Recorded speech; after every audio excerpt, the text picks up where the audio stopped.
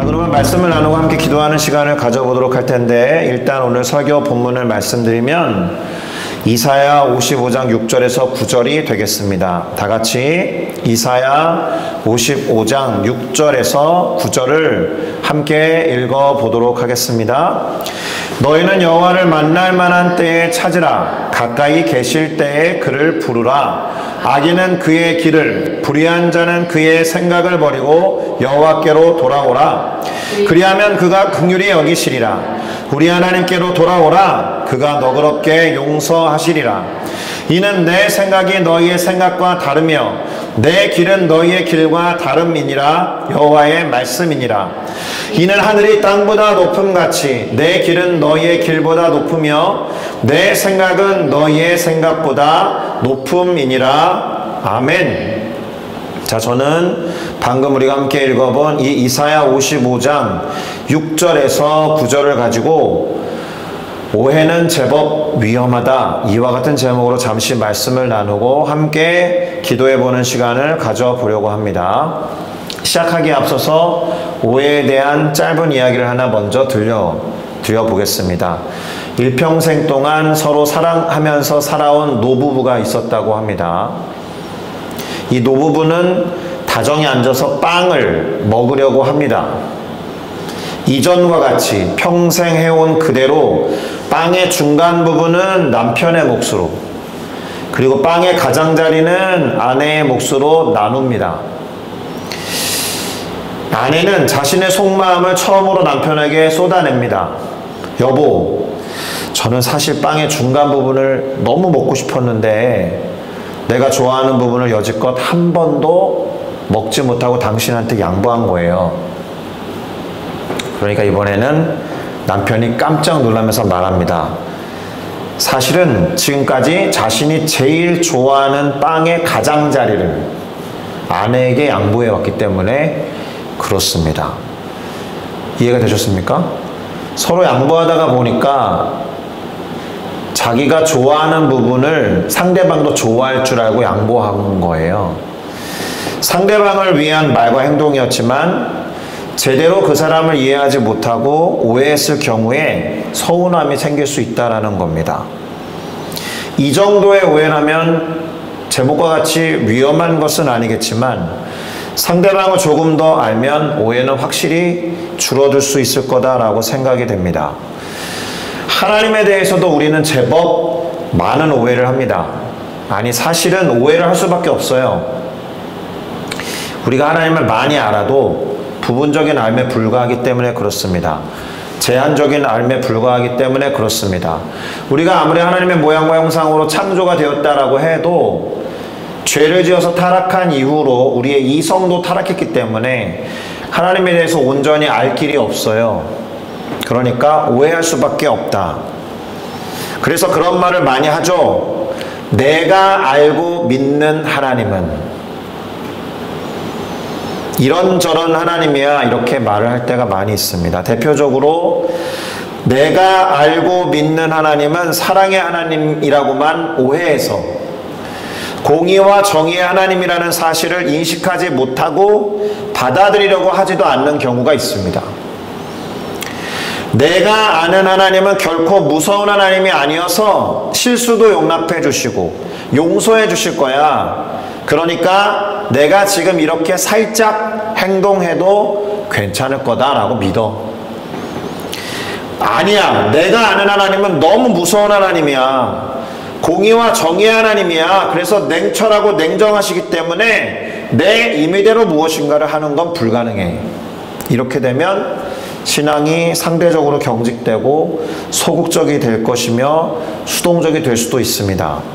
반대에는 너무 자유해지죠. 그래서 하나님의 자녀인지 하나님의 자녀가 아닌지 알 길이 없을 지경에 이르기도 합니다. 이단도 그렇게 나타나요. 하나님이 너무 다 용서해 주시고 관대하니까 지금부터 괜찮아 라고 하는 쪽에 극단적인 이단이 구원파예요. 구원받았으니까 성화의 여정 같은 거 필요 없어. 내가 구원받아서 태어난 그 일시 이후로 자유해도 돼. 이렇게 말하면서 함부로 살아가는 것에 대해서도 뭐라 하지 않는 극단적인 형태를 띠게 됩니다. 하나님이 다 용서해 주실 것이니까. 그렇다고 믿을 수는 있지만 실상 하나님 앞에 갔는데 하나님이 용서 안 하실 수 있거든요.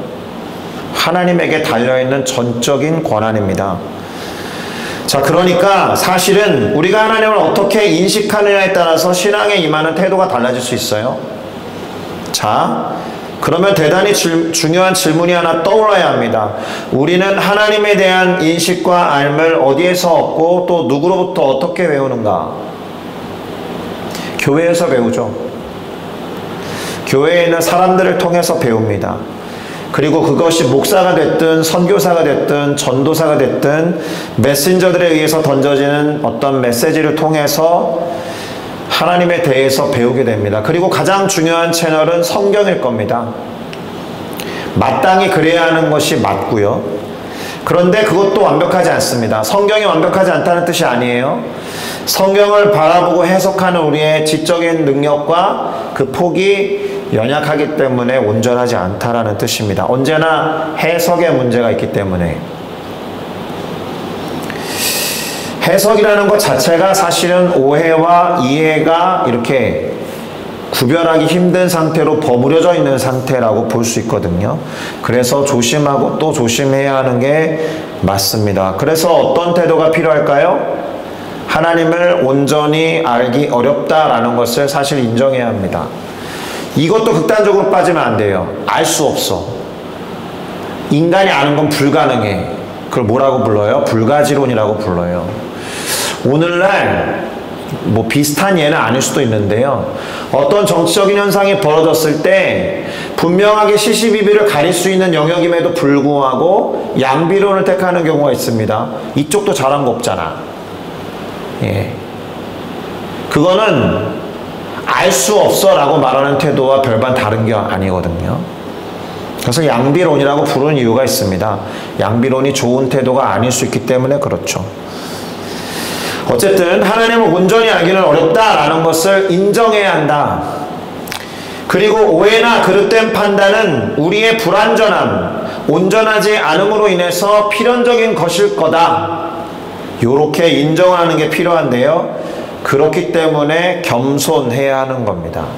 하나님을 계속해서 알고자 해야 하는 것이고 지금까지 알아왔던 하나님이 절대적이다 라고 말할 수도 없어요. 끊임없이 추구해야 한다는 겁니다. 지금 멈춰서서 하나님 그런 분이구나 라고 확정지어서 말할 수 없다. 우리에게 그럴 만한 단계는 주어지지 않아요. 하나님 앞에 갈 때까지 계속해서 알아가는 겁니다. 자, 오늘 우리가 설교 본문으로 함께 읽어보았던 이사야 55장 6절에서 9절은 사실 정확하게는 13절까지 살펴보려고 하는데요. 특별히 어디에 주목해서 보셔야 되느냐? 이 7절과 8절 사이에 있는 제법 큰 간격이 있습니다. 제법 큰 오해라고 부를 수 있는 어떤 갭이 있어요. 이것을 인식하는 것이 상당히 중요합니다. 그것이 어떤 간격과 어떤 간극인지 한번 살펴보도록 하겠습니다. 우선 7절에는 여호와께로 돌아오라 그리하면 그가 긍휼히 여기시리라 우리 하나님께로 돌아오라 그가 너그럽게 용서하리라 이렇게 기록되어 있습니다. 그리고 8절은 그렇게 할 수 있는 이유가 기록되어 있죠. 이는 내 생각이 너희의 생각과 다르며 내 길은 너희의 길과 다름이니라. 무슨 말입니까? 왜냐하면 너희들이 돌아와야 되는 이유는, 돌아와도 되는 이유는 하나님의 생각이 우리들의 생각과 다르며 하나님의 길은 우리들의 길과 다르기 때문이야 이렇게 말하는 거거든요. 그럼 일단 이 두 구절을 붙여서 이해를 한번 해보면 이렇게 요약할 수 있을 겁니다. 하나님의 생각은 악인이나 불의한 자와는 달라서 그들이 돌아오기만 하면 긍휼히 여겨주실 것이고 너그럽게 용서해 주실 것이니 그러니 돌아가자 이 말이거든요. 그런데 하나님의 생각이 다르다라는 이야기를 해야 할 정도로 사람들의 생각이 또 다르다라는 걸 말하고 있는 거예요. 무슨 말이냐 하면 제가 갑자기 불의한 자나 악인을 언급했잖아요. 지금 나와 있지 않았었는데 여호와께로 돌아오자고 기록한 7절의 앞부분에 이들이 언급되어 있기 때문에 그런데 전체를 읽어드리면 이렇게 돼요. 악인은 그의 길을, 불의한 자는 그의 생각을 버리고 여호와께로 돌아오라. 그리하면 그가 긍휼히 여기시리라. 우리 하나님께로 돌아오라. 그가 너그럽게 용서하리라. 이렇게 기록되어 있거든요. 그러면 악인들이나 불의를 저지르는 자들의 생각과 하나님의 생각 사이에는 갭이 있다라는 거죠. 생각해 보세요. 죄를 짓는 사람들이 돌이키지 못하는 이유 중에 하나는 뭘까요? 용서받기 글렀다라고 생각하기 때문에 그래요. 내가 지금 너무 멀리 왔어. 근데 뭘 이제 돌이키냐? 하나님, 그런 존재가 있다면 과연 그 하나님 나를 용서하시겠느냐? 이렇게 오해함으로 인해서 더 멀어지면 멀어졌지 하나님께로 돌아오지 못하게 된다라는 겁니다. 이해가 됐습니까?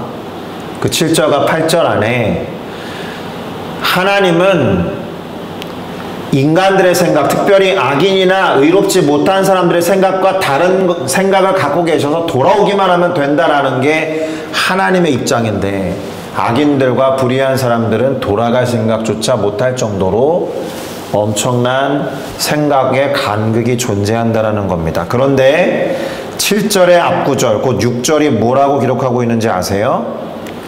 너희는 여호와를 만날 만한 때에 찾으라. 가까이 계실 그때에 그를 부르라. 이렇게 기록하고 있거든요.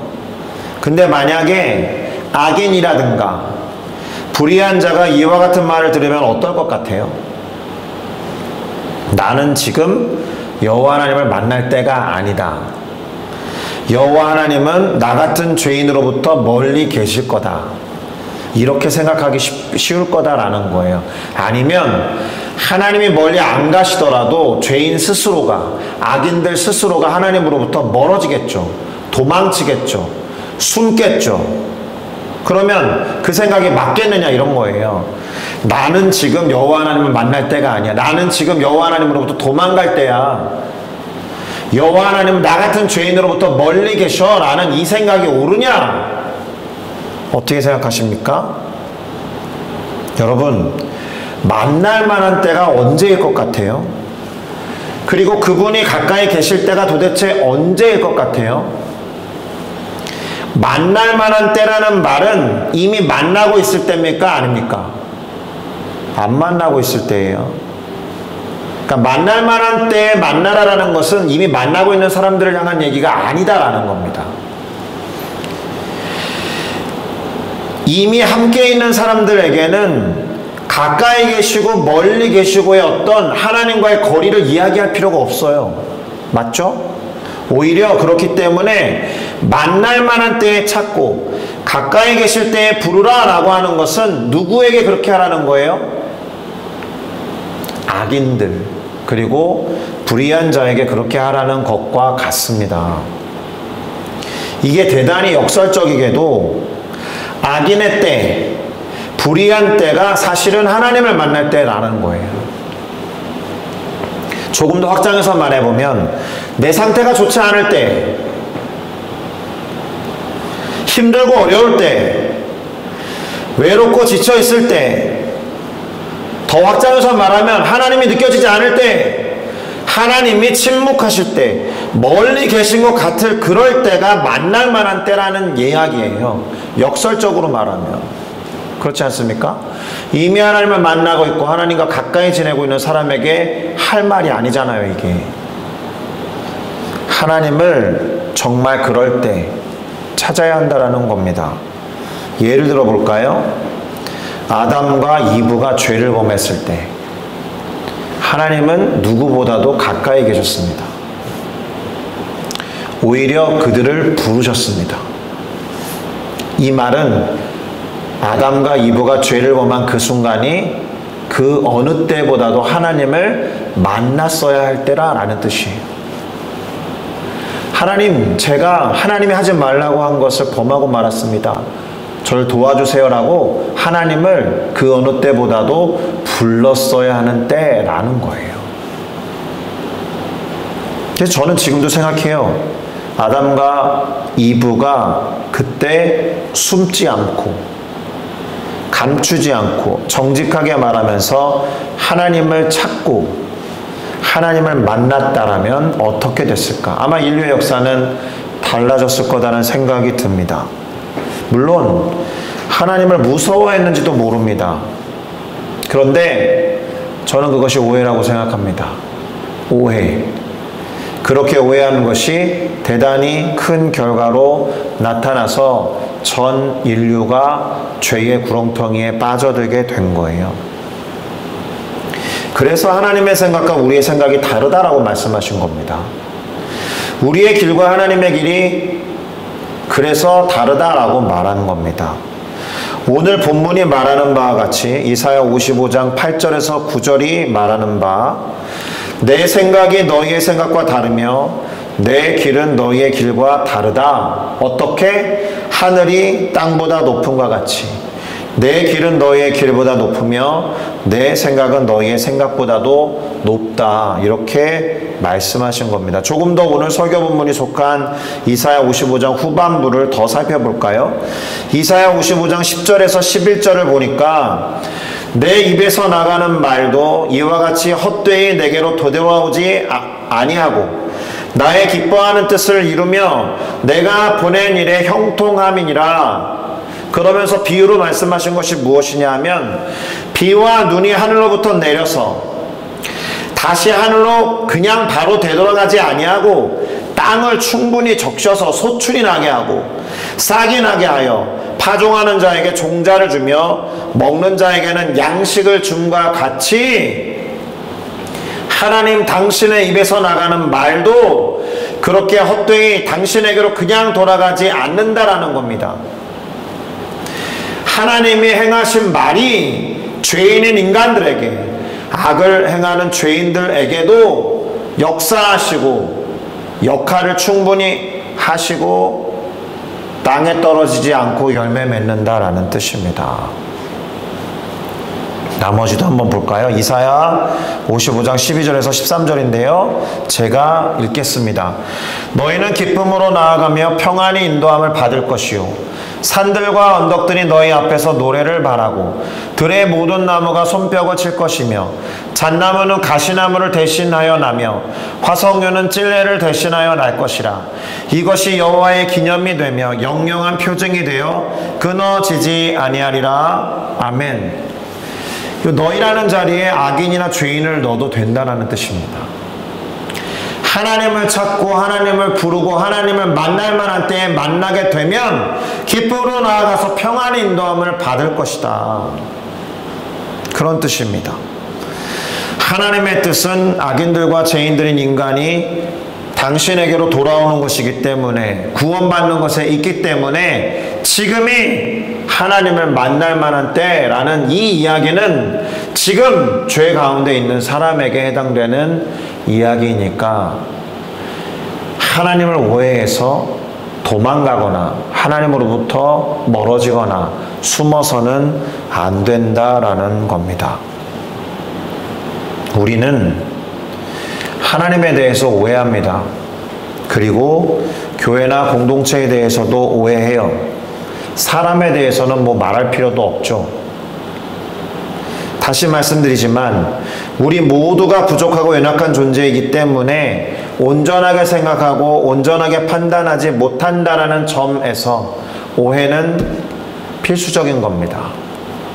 그러니 조심해야 하는 것이죠. 오해하고 잘못 해석하는 것을 조심해야 하는 이유는 오늘 제목과 같이 오해라는 것이 제법 위험하기 때문에 그렇습니다. 오해라는 것이 갖는 가장 부정적인 측면이 무엇이냐면 내가 오해하고 있는 대상을 향한 태도가 잘못되게 만들기 때문에 그래요. 함부로 판단하게 하고 함부로 예단하게 만들기 때문에 위험한 거예요. 그리고 판단이라든가 그 예단이 심하게 잘못되면 판단받는 그 대상이나 예단을 당한 그 대상이 깊은 상처를 받게 되기 때문에 위험한 겁니다.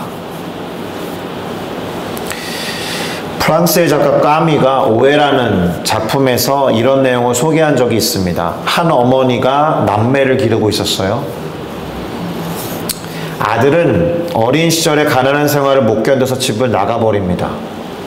어머니는 딸을 데리고 아들이 돌아오기를 기다리면서 강변에서 여관을 하고 있었는데 돈을 많이 모으고 싶었어요. 그게 소원이었기 때문에. 많은 돈을 모으는 것이 행복이라고 생각하면서 행복을 얻기 위한 수단으로서 그러면 안 되는데 범죄를 저지르게 됩니다. 어떤 범죄를 저지르느냐? 투숙객한테 수면제를 먹여요. 잠든 투숙객을 강물에 던져요. 죽이는 겁니다. 살인을 저지르고 시체도 그렇게 유기한 다음에 그들이 갖고 있었던 짐을 털어서 돈을 빼앗는 형식으로 돈을 벌기 시작합니다. 이 이야기가 대단히 비극적인 것은 무엇이냐면 집을 나간 아들이 대성공을 하고 오랜만에 어머니와 누이 동생이 있는 마을로 와서 만나러 온 거죠. 근데 놀래키고 싶어서 자기 신분을 숨깁니다. 그리고 그 여관에 투숙하죠. 어떤 일이 벌어졌을까요?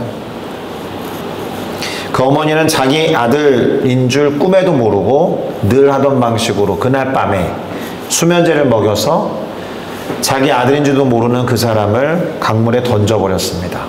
자, 그리고 늘 하던 식으로 그 남겨진 가방을 털기 시작하죠. 뭐가 나왔을까요? 신분증이 나온 겁니다. 이 두 모녀는 아들을 죽이고 오빠를 죽인 거예요. 그 죄책감 때문에 어머니는 강물에 빠져서 자살하고 딸도 자살을 한다라는 상당한 비극적인 이야기가 소개되고 있습니다. 제목이 오해예요, 오해. 인간의 탐욕과 욕심 그리고 오해가 갖는 극단적인 예시이겠지만 그만큼 위험하다는 겁니다. 그러니 어떻게 해야 될까요? 함부로 판단하거나 예단해서도 안 되는 것이지만 그러니까 하지 마세요라는 식으로 오늘 설교를 마무리하면 안 되겠죠. 어떻게 해야 되는 것이냐? 하나님을 아는 것, 그리고 그분을 이해하는 것, 오해가 아니라, 그리고 사람과 공동체를 아는 것, 그리고 조금이라도 더 이해하는 것에 마음과 뜻과 정성을 모아야 한다는 겁니다. 다시요, 하지 말아야 될 것은 함부로 예단하거나 함부로 판단하는 것, 그거 하지 말아야 된다는 것이고, 오해는 불가피한 것이겠지만, 그러나 우리가 조금 더 정성과 마음을 모아서 뜻을 모아서 해야 되는 것은 알아가는 것, 이해하는 것이 되어야 한다라는 겁니다. 하나님에 대해서, 교회와 공동체에 대해서, 그리고 함께하고 있는 사람들에 대해서 이해하기 위해서 노력하고 판단을 내리기 전에 조금 더 알아야 될 것이 있어야겠다는 생각으로 신중해야 한다는 겁니다. 함부로 누군가의 잘못에 대해서 지적하는 것은 사실 우리에게 주어진 영역은 아닙니다. 그러니 그렇게 기도했으면 좋겠습니다. 하나님을 아는 것, 공동체와 사람들을 이해하는 것, 그것이 우리의 소망이고 우리의 열망이고 우리의 갈망이다라고 알으면서 그럴 수 있기를 간절히 바라고 기도하면 좋겠습니다. 그러기 위해서 먼저 해야 되는 것은 기존에 갖고 있었던 생각을 내려놓는 거예요. 오늘의 첫 찬양에 그래서 내가 주인 삼은 모든 것을 내려놓겠습니다라는 고백이었잖아요. 지금 이 순간에 하나님에 대한 생각과 우리 교회나 공동체에 대한 생각과 내 주변에 있는 사람들에 대한 생각을 먼저 주인이라고 생각하고 이거는 너무 확고부동해 라고 고집 부리지 마시고 내려놓는 작업부터 해야 하나님에 대해서 그리고 교회와 공동체에 대해서 사람에 대해서 새롭게 이해하고 알게 되지 않을까 이런 생각을 해봅니다. 설교를 하다 보니 마지막에 들었던 예화가 과히 되게 충격적이어서 기분이 어떨지 모르겠지만 오해는, 그리고 그 오해에 따른 섣부른 판단과 예단은 때때로 위험할 수 있다. 그러니 조심해야 될 부분이 있는 것이고, 오해가 아니라 이해, 그리고 조금 더 알아가는 데에 시간을 써도 우리의 삶은 상당히 짧다. 그렇게 알고 그 부분을 놓고 간절히 기도하는 마음으로 찬양 부르시면서 결단했으면 좋겠습니다. 내가 주인